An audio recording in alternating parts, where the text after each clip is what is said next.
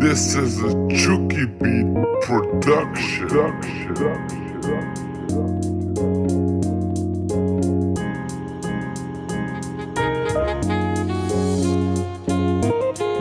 My name is Marja, and I'm the founder and CEO for Yoga for Dancers.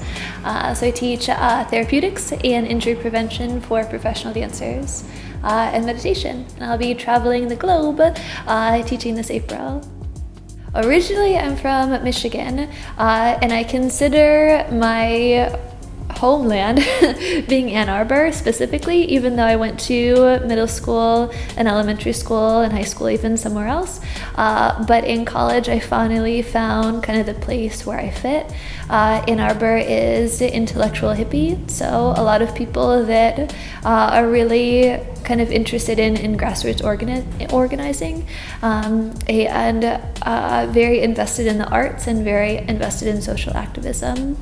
And so I had lived in Michigan for my whole life, and then the last few years I was dancing, and I was introduced to dance pretty late on, even though when I was a freshman in high school I took like a tap class and a jazz class with 8-year-olds and I was like 2 heads taller than them. But in high school I was a cheerleader for a competitive team, and so it wasn't until college that I started dancing. And I went to college thinking that I would be a book editor, so I went for English, Spanish, and creative writing. So going from Ann Arbor, Michigan to Chicago, like, what was your family like? Were they like super cool with you, just like kind of picking up and No. moving into I don't know how it felt to you guys, but like the big city, I guess. Yeah. Chicago compared to Ann Arbor. Yeah. Like, you know, some people's families are really about that, and it seemed like you were just very passionate about making that move. But how was your family and friends kind of feeling about that? My mom cares and loves me very much, but she's a warrior. And it was during the recession, and so she had said, you know, kind of like, what are you doing? You have like a stable job here, and I kind of had to tune out a lot of the stuff that was like, well, logically it doesn't make so much sense, and I think that really has propelled me into the next layers of where I've gone with things, because I've trusted that intuition and kind of that voice inside that isn't maybe so logical, and it's not maybe the safest route, but it just kind of feels like my soul is tugging in a certain direction. And so I just moved to Chicago and didn't quite know like how I was gonna do it, and I think because I allowed myself that process, I built the trust within myself that I can do it, that no matter where in the world I go, because I've done it before, I can rebuild wherever I go. And so while there probably was a bit of question and inquiry and reticence around like other people, thinking that maybe it wasn't like the most prudent option, it was the only option for me. I would have stagnated in Ann Arbor, even though it was so soulfully fulfilling. I needed to fly. All right, so we're in Chicago. You're dancing for Boom Crack Dance Company. That's yeah. right. And then I was there for 3 years, and it was a struggle. It was a struggle pretty much the whole time, and I'm really, really grateful for it, because I learned eventually how to take my power back and not seek validation externally, and how to listen to myself, where I think that's why yoga started to become a more prominent role in my life, because in a dance company where it kind of felt like no matter how hard I tried, it just wasn't enough, that I would find this like solace of going to yoga and feeling like I could just kind of be me. So I know now you don't dance as much professionally. When did that shift happen between not dancing as much professionally into more yoga practice and teaching? The first year it was a pretty big internal conflict, because dance was something that I loved, but it felt like a closed door. And I didn't really enjoy the audition process. I didn't even necessarily enjoy the jobs. And yoga was this huge open door. And so it almost felt like a cop-out or selling out to like give up on the dream. And I remember sitting with a choreographer, Kristen Lorello, who is also a yoga teacher. And so I was having this conversation, and eventually I realized that I was doing it because of like my perception of what people in Chicago or even Michigan were thinking of, like, oh, she moved out there, and if I wasn't going on Lady Gaga auditions or trying to book the Billboard Awards, that I was failing essentially. And I eventually had to just kind of realize that that wasn't my path. I didn't even really want to do it. I didn't enjoy that. So yoga was something that I really love to teach, and I love to practice, and I also love to dance, but I didn't want to be in the business of dance. And so when I just allowed it to naturally progress, that's when yoga just kind of continued to almost like make a reality that is beyond my wildest imagination. Microloans for dancers. So how did you get into that? Where did that idea come from, and what is that specifically?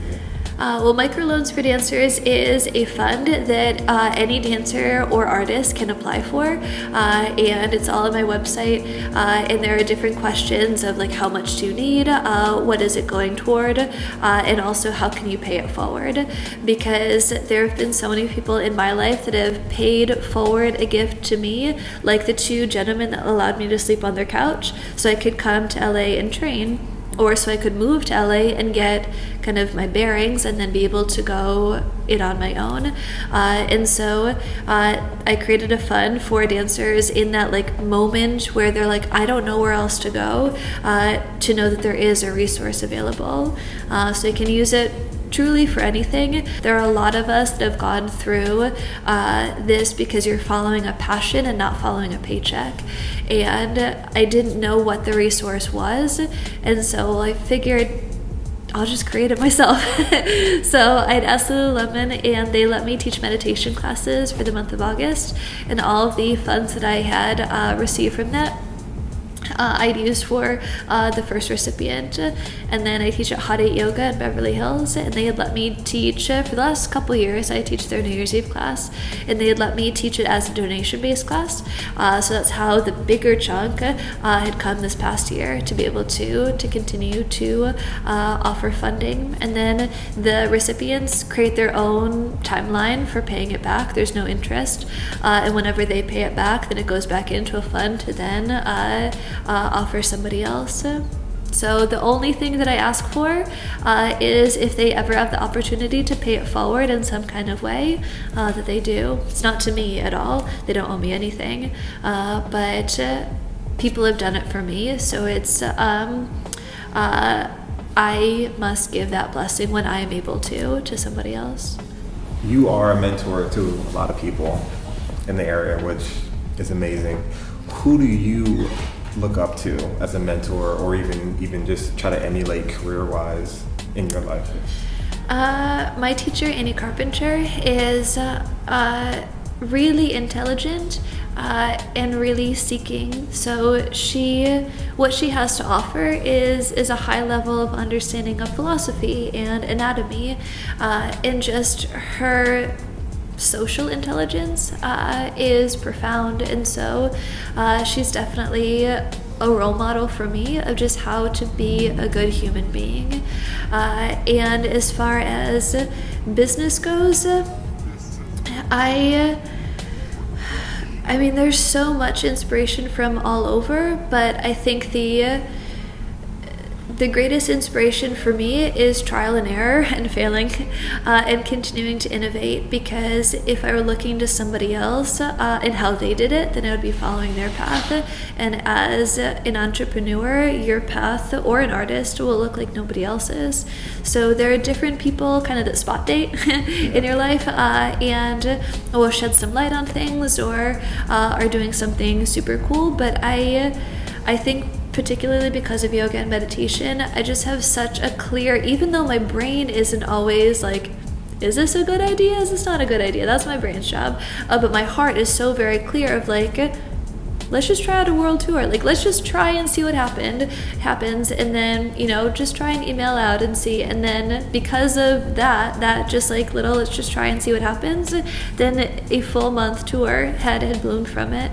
And so I think that there's inspiration all ways, but I'm not following anybody else's path in any way. It's self-propelled in that sense. Dope. What would you like to see more of in the dance/yoga community? Stepping outside of the prescribed norms, in the sense that dancers are super great in investing in their own growth and taking a popping class if you're a contemporary dancer, and taking styles and teachers that are outside of your comfort zone. And there's a lot of intentionality around put yourself in uncomfortable situations so you can continue to grow as a dancer. But I think if that can be extrapolated to life and put yourself in a museum and in a college class and in different countries and exploring things that make you a well-rounded person, I think that can only enhance your art. And sometimes like we're so focused, and I can only speak for myself, so kind of like I want to be the best dancer that I can be, and personal life falls by the wayside and everything else falls by the wayside because you just want to be dancing. And so like that's super beautiful, but I think it's almost a conversation of does art reflect life, or should life and art, like where is the impetus for the inspiration? And Lauren Kill, after she had finished Miss Education, she had said people were like pushing her to get back into the studio, and she's, I have to live life, and then when I live some life again, then I'll have something to talk about again. And so I think we can kind of continue to push ourselves in dance classes and work on technique, and that's super great. But if you are soulfully moved yourself, and then only there can you then move a crowd of people, I think often it comes from a personal life experience that then you can tap into when you're dancing, because you're moving from a real emotion as opposed to like a mechanical way of moving through something. Thank you so much for spending your time with us here at the Movement Lifestyle General Store. Yeah. Dope. Yay! That's it. We're done. Cue balloon drop. Yeah.